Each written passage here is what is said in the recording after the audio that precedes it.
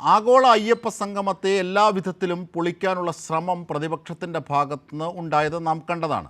സംഘപരിവാറിൻ്റെ ഭാഗത്തുനിന്നുണ്ടായത് നാം കണ്ടതാണ്.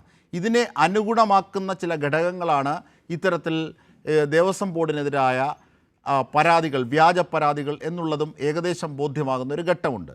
അപ്പോഴാണ് ഈ വ്യാജ പരാതിക്കാരൻ്റെ കൂടുതൽ കൃത്യങ്ങൾ പുറത്തെത്തുന്നത്. ഇങ്ങനെയൊക്കെയുള്ളൊരു ഘട്ടത്തിൽ കോടതി കൂടി അന്വേഷണം പ്രഖ്യാപിക്കുന്നു. ഇതിൻ്റെയൊക്കെ ഒരു രാഷ്ട്രീയ അനുരണനമായി നാം കാണുന്നത് NSSൻ്റെ നിലപാടാണ്. ആർജവത്തോടുകൂടി NSSും SNDPയും KPMSും എല്ലാം ദേവസ്വം ബോർഡിൻ്റെ, സർക്കാരിൻ്റെ ആഗോള അയ്യപ്പ സംഗമവും അതുമായി ബന്ധപ്പെട്ട ശബരിമലയുടെ വികാസത്തെയും വികസനത്തെയും സാധ്യമാക്കുന്നതിനെ സ്വാഗതം ചെയ്തു. ഇത് NSSൻ്റെ നിലപാട് കൂടി എത്തിയതോടുകൂടി കോൺഗ്രസും വലത് കേന്ദ്രങ്ങളും വലിയ ആശങ്കയിലാണ്.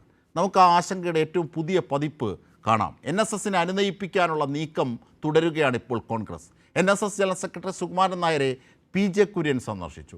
കഴിഞ്ഞ ദിവസം അരമണിക്കൂറാണ് കൂടിക്കാഴ്ച നടത്തിയത്. കൊടിക്കുന്നിൽ സുരേഷ് MP കഴിഞ്ഞ ദിവസം സുകുമാരൻ നായരെ കണ്ടിരുന്നു. സുകുമാരൻ നായരുടെ സർക്കാർ അനുകൂല നിലപാടിൻ്റെ പശ്ചാത്തലത്തിലാണ് നേതാക്കൾ ഇങ്ങനെ പെരുന്നയിൽ എത്തിക്കൊണ്ടേയിരിക്കുന്നത്. നമുക്ക് ഇതിൻ്റെ റിപ്പോർട്ടിലേക്ക് ഇതിൻ്റെ സമഗ്ര വിവരങ്ങളിലേക്ക് പോകാം. സനോജ് സുരേന്ദ്രൻ ഞങ്ങളുടെ പ്രതിനിധി കൂടി ചേരുന്നു. സനോജ്, പെരുന്നയിൽ ഇങ്ങനെ കയറി ഇറങ്ങുകയാണ് കോൺഗ്രസ് നേതാക്കൾ, ആകെ അങ്കലാപ്പിലാണ്.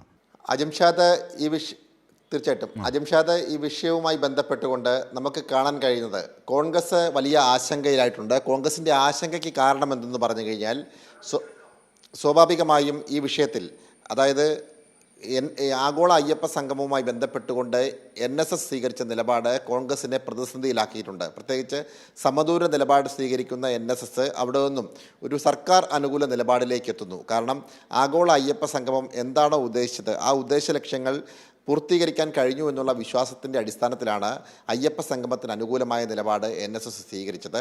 ആ NSS സ്വീകരിച്ചതിന് പിന്നാലെ UDF ഈ പരിപാടി ബഹിഷ്കരിക്കുകയായിരുന്നു.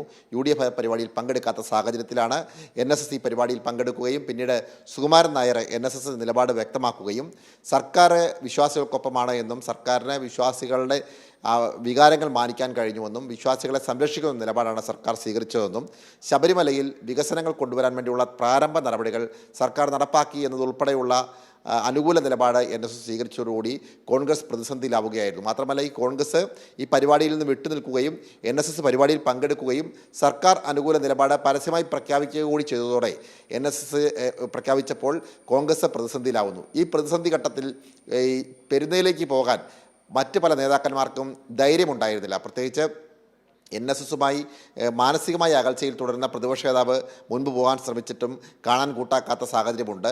ഒപ്പം തന്നെ മറ്റ് പല നേതാക്കന്മാർക്കാണെങ്കിലും അവിടേക്ക് പോകാൻ കഴിയാത്ത സാഹചര്യം.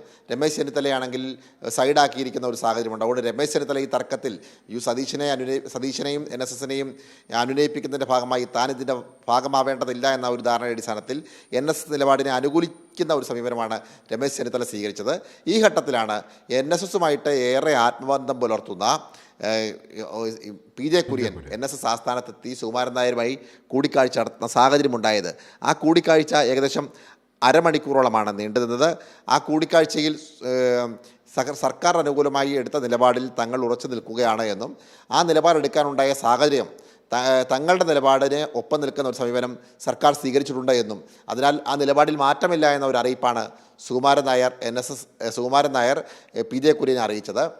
ഈ അനുനയ നീക്കത്തിന് ശേഷം പുറത്തിറങ്ങിയ സുകുമാരൻ നായർ സർക്കാർ നിലവിൽ ഈ അയ്യപ്പ സംഘവുമായി ബന്ധപ്പെട്ടുകൊണ്ട് എടുത്ത വിഷയത്തിൽ മാത്രമാണ് അനുകൂല നിലപാട് സ്വീകരിച്ചത്. മറ്റ് നിലപാടുകൾക്കെല്ലാം സമദൂര നിലപാടാണ് NSS സ്വീകരിക്കുക എന്നും ഈ PJ കുര്യൻ പുറത്തിറങ്ങിയ ശേഷം വ്യക്തമാക്കുകയുണ്ടായി. അതിനു മുമ്പ് തന്നെ ഇന്നലെ കൊടിക്കുന്നിൽ സുരേഷും സുകുമാരൻ നായരുമായി കൂടിക്കാഴ്ച നടത്തി. പ്രത്യേകിച്ച് മാവേലിക്കര പാർലമെൻറ്റ് മണ്ഡലത്തിൻ്റെ ഭാഗമായിട്ടാണ് കൊടിക്കുന്നിൽ സുരേഷ് ഉള്ളത്. ചങ്ങനാശ്ശേരി നിയമസഭാ മണ്ഡലവും പെരുന്നയൊക്കെ ഉൾപ്പെടുന്നത് ഈ മാവേലിക്കര പാർലമെൻറ്റ് മണ്ഡലത്തിലാണ്. അതിൻ്റെ അടിസ്ഥാനത്തിൽ NSSുമായിട്ട് കൊടിക്കുന്നിൽ സുരേഷിനും ഒരു ആത്മബന്ധവും അടുപ്പവുമുണ്ട്. ആ അടുപ്പം വെച്ചാണ് അദ്ദേഹവും NSS ജനറൽ സെക്രട്ടറിയെ കണ്ടത്. പക്ഷേ തൻ്റെ നിലപാടിൽ മാറ്റമില്ല എന്ന ഒരു അറിയിപ്പാണ് NSS ജനറൽ സെക്രട്ടറി ഈ കോൺഗ്രസ് നേതാക്കന്മാരെ തീർച്ചയായും സമഗ്രമായ വിവരങ്ങളാണ് സനോജ് സുരേന്ദ്രൻ നൽകിയത്. ഞാൻ തിരിച്ചെത്താം സനോജ്.